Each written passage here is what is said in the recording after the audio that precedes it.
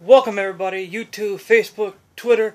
This is another episode of WWE Raw Review. We are closing on Night of Champions, and we are going to go to the show, or results of what happened on Raw the night before, the week before Night of Champions. We open with the opening promo with the Authority, talking about how big the night is since it's its season premiere.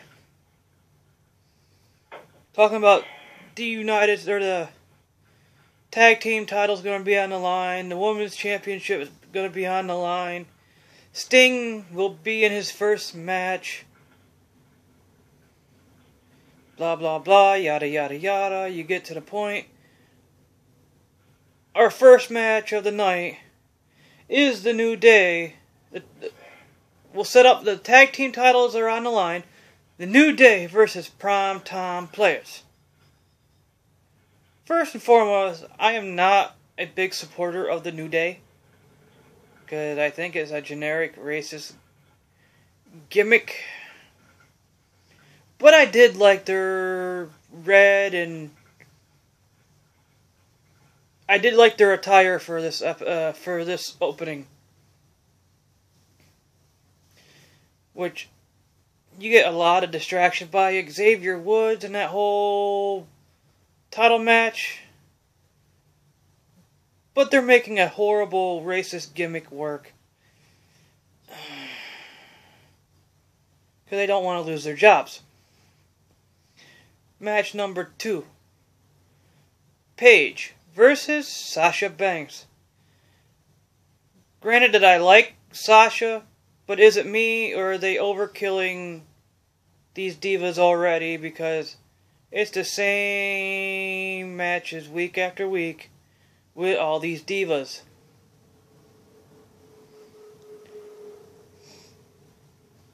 What? Match over? Oh, it's still wrestling? Granted that Sasha Banks is awesome, Paige is awesome. I'm just tired of seeing the same shit week after week. And yes, I say it every time, but it is. Miz TV.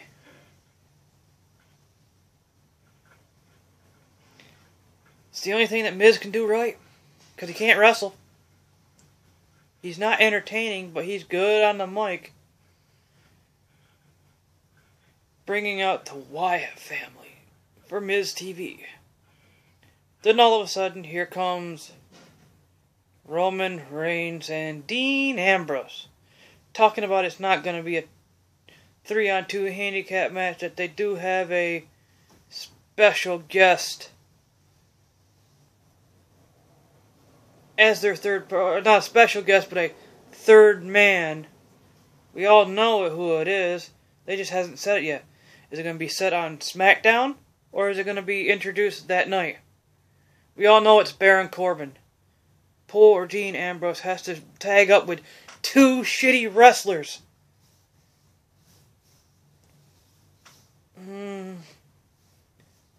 But that's pretty much what I gotta say about that. Then we go to John Cena versus Sheamus.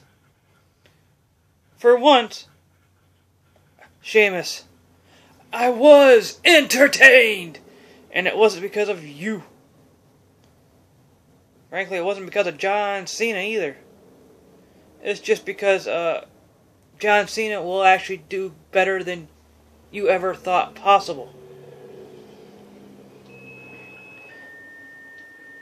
And somebody really needs to take that title, that briefcase away from Sheamus. Good God, he sucks. Then we get to the second of the 2 title matches that we have for the night. The Grand Slam Women's Championship match.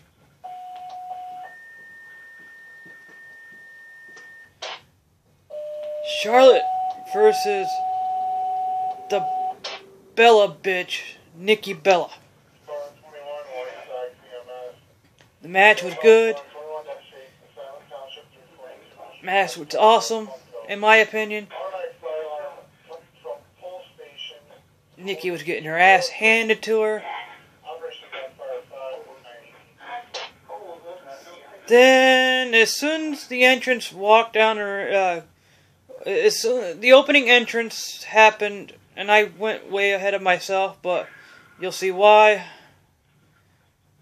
In the entrance, if you didn't notice, Brie Bella looks nothing like Nikki anymore, but yet she dressed just like Nikki. So you knew Twin Magic was going to happen because she had the fearless Nikki attire on, same as her sister, so you knew Twin Magic was going to happen.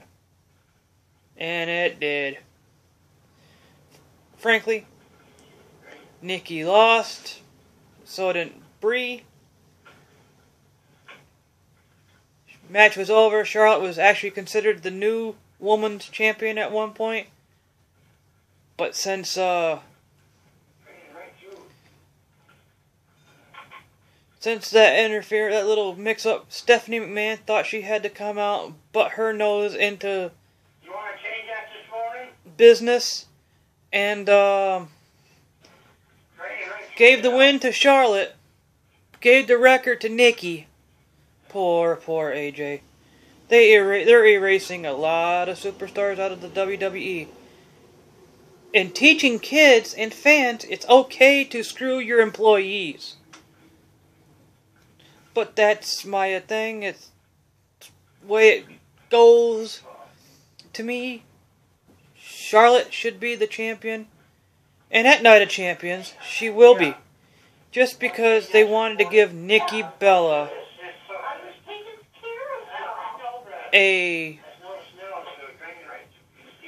AJ's record. Because God only knows that Nikki did not earn that title. She slept her way to the top to get that title. The only reason why she is champion is because of John Cena. And she knows how to spread her legs. Then we get to the Rusev thing. I'm so tired of Rusev. Not the fact that he's boring. It's just because WWE is stalled on that gimmick. And they don't know what to do with him. I'm tired of seeing Dolph Ziggler face Rusev. Dolph Ziggler needs to be in the main event. Rusev needs to be in the main event. But they don't need to be facing each other anymore. It's old. It's old news. And it's boring to us fans because for the first night in 2 weeks, I didn't fall asleep before the match was over. I wanted to, but I wanted to also see that Divas title match that I knew Nikki was going to win because nobody loses a championship right before a pay-per-view either.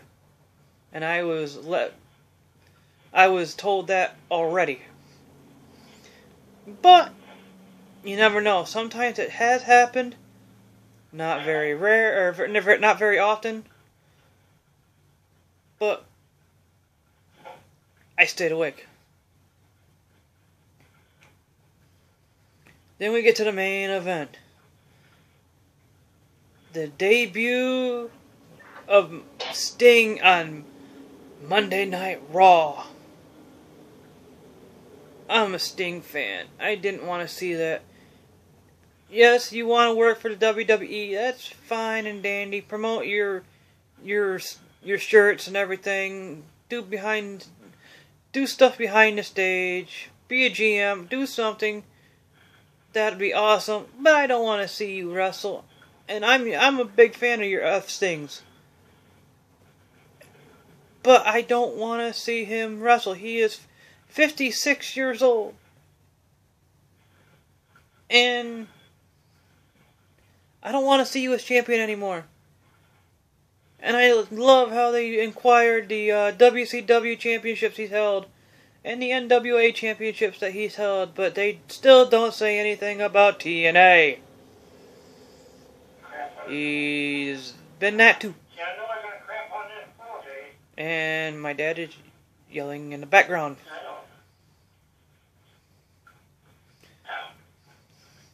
So that came up, and Seth Rollins interferes in that match. Calls a disqualification. Sting wins. So they quickly, and so Super Cena comes out and helps the franchise, the icon, the vigilante Sting, and Triple H makes it into a tag team match. They wrestle, blah blah blah. The ending match, it was an AA to the Big Show. As Triple H, or as I say Triple H because it was a pedigree that was going to get ready to hit on John Cena. Seth Rollins, went to hit Cena with the pedigree, which, quite frankly, is too stupid, and it shouldn't be used for a small guy like Seth Rollins. He went to go, he pulled his head back, and he walked right into the Scorpion Death Drop. And I love how the way he landed with his feet up in the air on his back and just stood there. Or laid there. So what did Sting do? Try to attempt to lock in the Scorpion Death Lock. The Sharpshooter Submission. If nobody knows what the Scorpion Death Lock is, it is a sharpshooter. And I don't know if he botched it or he can't hold it in anymore. But he did end up locking it in and sitting on his back. But that was the end of Raw. So we go to the predictions of Night of Champions. I forgot one thing. Ryback. We all knew this was going to happen. It's going to be Kevin Owens versus Ryback for the Intercontinental Championship.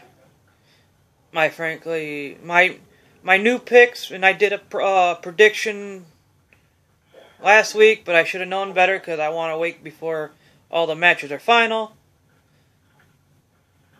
So here's my predictions for the titles, because I don't really care about the non-title matches other than I don't really care about the non-titles. Oh, sorry, we're going to go to the pre-show. It's going to be the Cosmic Wasteland versus Sin Cara and Neville pre-show. Don't care about Rusev and Ziggler anymore. That's old news.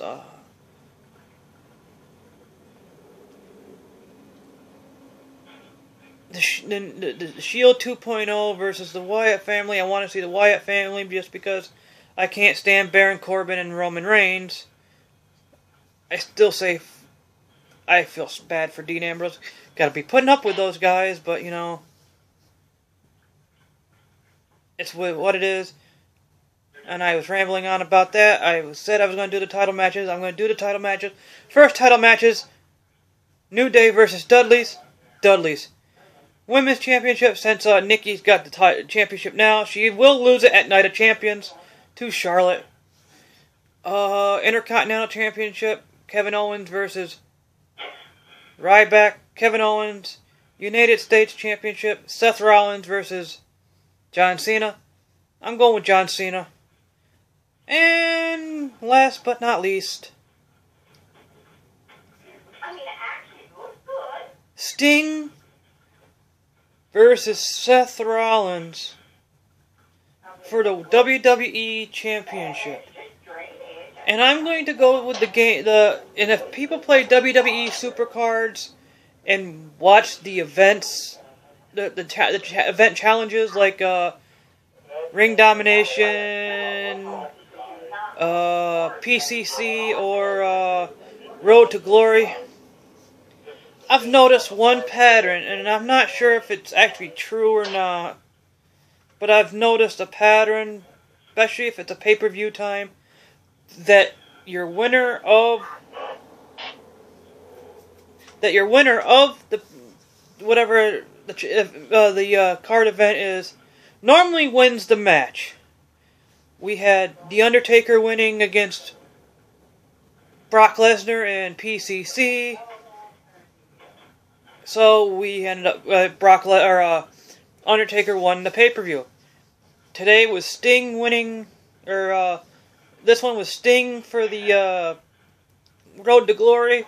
So it's gonna probably be Sting winning the championship.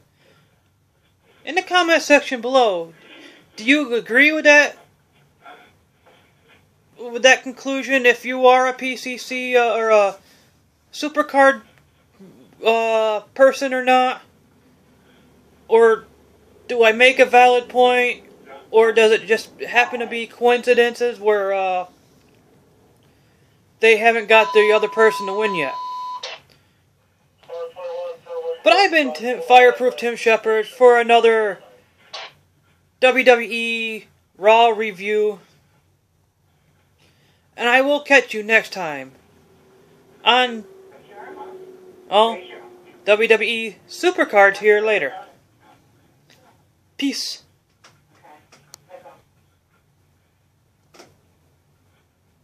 Oh, I hit pause.